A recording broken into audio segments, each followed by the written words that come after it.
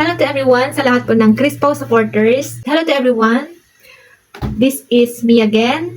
How are you guys? Oh, you're good. Eto, ako sarili ko hindi ko muna kayang kumustahin. You know what? Maraming mga pangyayari at nangyari.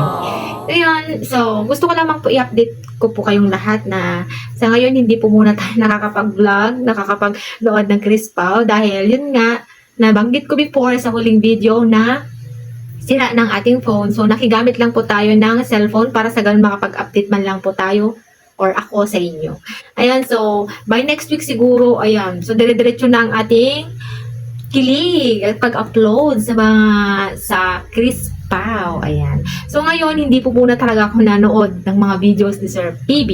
Kasi gusto ko yung talagang legit na makikita ko mismo, legit na mapapanood, manodocument ko or madodocument natin kung ano yung natural, diba, na nararamdaman natin habang pinapanood natin ang ating pinaka mamahal na Crispo. Diba?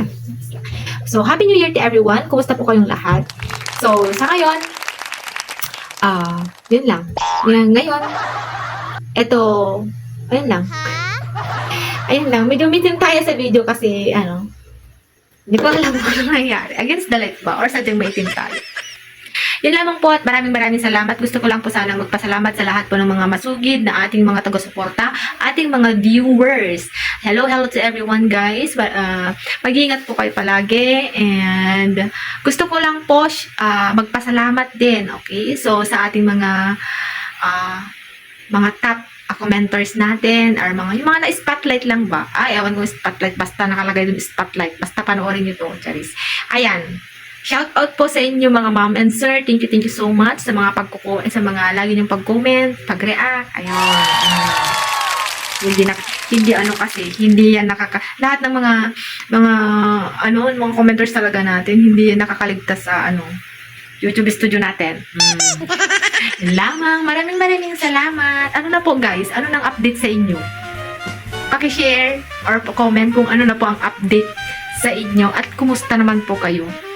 Kumusta na po ang Crispo? Ano nang balita sa Crispo? Sa akin wala talaga akong update ngayon guys. Kasi hanggang kipad lang muna tayo. Ayun. So, pwede ba? Nakikigamit lang tayo ng cellphone. Pwede paki-comment down kung ano nang update sa Crispo. Maraming salamat po. Yan lamang po and God bless.